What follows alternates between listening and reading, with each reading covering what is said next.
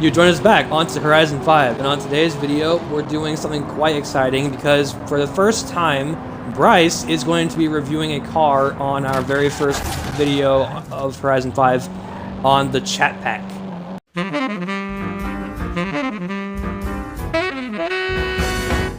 It's back, yes, we brought the silly name back. It's, yes, I mean, to me it's cringy sometimes, but it's whatever. But anyway, so what we're going to be doing today is, well, first, before we get into it, a little bit of information about the chat pack. Whenever a new car is coming to the game, we are now going to, all three of us, review it from different, different perspectives or whatever. So, like, when a new muscle car or a new supercar comes to the game, I will be the one to review it because that's sort of my alley. That's what I kind of specialize in, driving and stuff. Or when a new Euro spec car, or, you know, possibly like a JDM car of some sorts, or anything like sort of European, Gabe will review it. And if it's like a JDM car, basically, or a rally car, possibly, then Bryce will be reviewing it. And today was sort of an exception because there was a Mustang that came to the game that he literally could not get over because it was so freaking cool. I have no idea why he liked it so much, but because it came to the game, he wanted to be the one to review it. So, guess what? Hey guys, let me introduce you to this little blue beauty from the 80s. This is a 1986 Mustang Fox Body SVO. Now this little beauty didn't come with the 5-liter V8 like everyone loved. It didn't come with the V6 like some people might think. This came with a 2.3-liter inline-4 that was turboed and made 200 horsepower. In real life, SVO stood for Special Vehicle Operations, which, if you guys are familiar with SVT, the SVO is basically the predecessor to the SVT, which is Special Vehicles Team, which also became Ford Performance, and therefore this vehicle basically inspired all the beloved cars that everyone loves seeing. During the 70s and 80s, we had a huge oil crisis. Ford made this vehicle as kind of, hey, we're performance, but we're economical performance. Let's see how aggressive I can take a corner. Around the Beamer.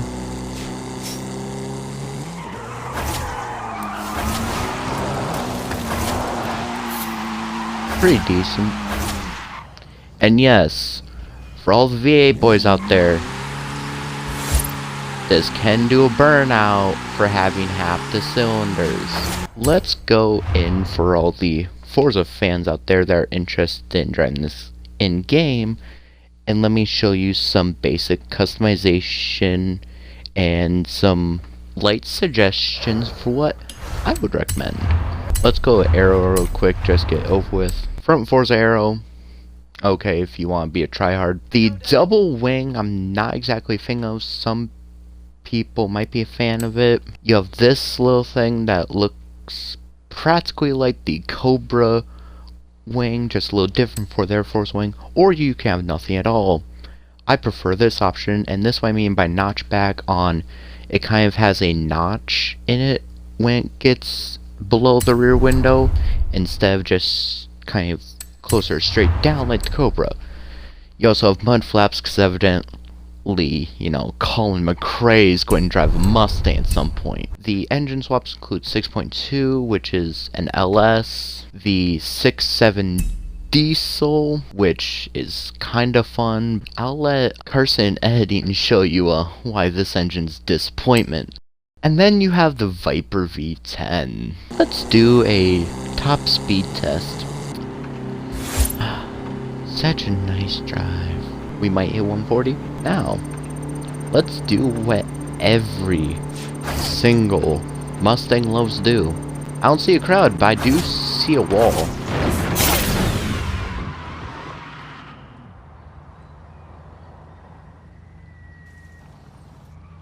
Wait a minute.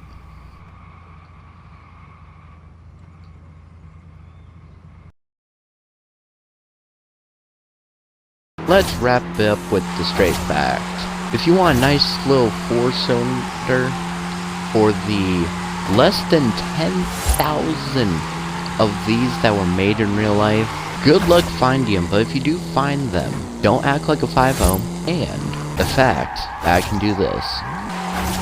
Donuts. You know what the strange thing about that car is that we got a lot of like really interesting cars from that. Like I wouldn't think that a Ford Raptor would be like the result of that Mustang, but it is. And I'm actually it's kind of like I can see why it's an underappreciated car. So Bryce, what can you tell us about that car? This is kind of like a really perfect example of how to make a vehicle with performance and stay economical and still be American. Like, Right. Of course, the Japanese have done plenty of like 4-cylinders, 6-cylinders, their performance, and still eco-friendly. When's the last time Right, an American probably did? Right, okay, so judging by all of that, do you think that it is a good car? Yes.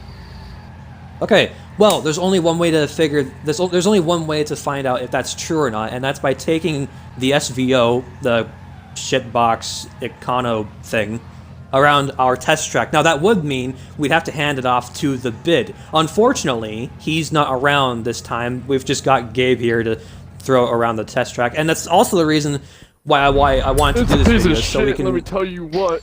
It's also the reason why I wanted to show this test track off first, because it's actually one of the newer test tracks that we're going to be doing for the more slower cars. Now this is an actual race right here. As you can see the Tiara Prospera. Here, I'll tell you what, we're going to use a Porsche 911 Carrera S. This is the Porsche from the car pass from Horizon 4, but we're going to use this as a benchmarker for this test track. So here's how it'll go, okay? So it's going to start off kind of not like a full circuit, at the same time it will be. So you're going to start all the way back here and then use launch control, then just gun it.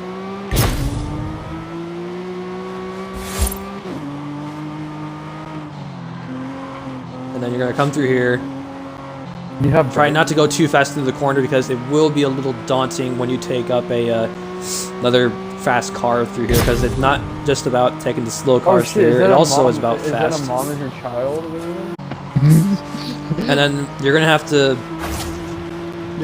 brake by that tree back there. But then as you're gonna head back onto this little back area here, this unnamed back area, try to brake through here. And I'm off the track, but it's okay. Carson, where are you right now? Narnia. Wait, Okay. wait, hold on. So you don't want me to do it around the stadium thing? You want me to do it around the one you're at? Yeah, the slower test track. Yeah. Oh, okay. Dude, I'm just gonna hammer it back down here, and then kind of cut across here, try to no oversteer, but then you have to get across the line. There you go. Okay. So that's kind of what a lap looks like around here. And then we're gonna need Gabe. I'm assuming he's got the SVO. Take it away. And it's off to a blistering start, engaging all 200 horsepower from a 4-cylinder. 200 horsepower? I'm assuming. This thing feels like a horsepower than my fucking Corolla. I know that this 4-cylinder Mustang has more horsepower than my V6 Mustang that I used to have. 145 horsepower. This thing has 200. And I would assume that the timer is reaching slow times right now, but that doesn't matter because this track is meant for, this car is meant for tracks like this. Now, Gabe will have to brake by the trees there. Hammer it around there. He's going to have to, I'm not sure he's going to have to brake here since he's going at his usual top speed of 80 miles an hour. Okay, the drone is actually keeping up this time around. That's actually kind of a good sign. All right, here he comes now. And, well, he actually didn't make it onto the grass. That was actually pretty good. All right, so here he comes. Oh, he's always pulling the drift! And, oh, yep, he made it. Okay, now he's going to have to corner cut a little bit through here. So here he comes. He's going to have to brake really hard through here. Oh, and he slammed all the way on the brakes, and he's back on his way to the back alley. Still an unnamed back alley. This is the first track, I think, that we have... Oh, Gabe's going to have to watch out for the... Oh, the Bronco that just went in the 4th dimension. That was weird. This is the first track, I think, we've had that we've actually gone in the opposite direction. But here he comes, entering into the final turn. Heading it straight, cutting into the drift zone, and kind of across the line. There's the time right there. I'm going to put up the Porsches just to see how fast that was. So that's that. With that in mind, the new Mustang that we have gotten is, yes, it's slow. Yes, it looks kind of crappy, but what the SVO does do is it holds a candle to all the descending cars that spawned from the SVO, such as the Ford Raptor, the GT500 and all that. The new GT500, I should say. And basically any SVT car. But with that being said, we hope you guys enjoyed the video. Be sure to leave a like and subscribe. Follow us on all of our social medias. And we will see you guys in the next one. Stay tuned for more, and good night. Goodbye.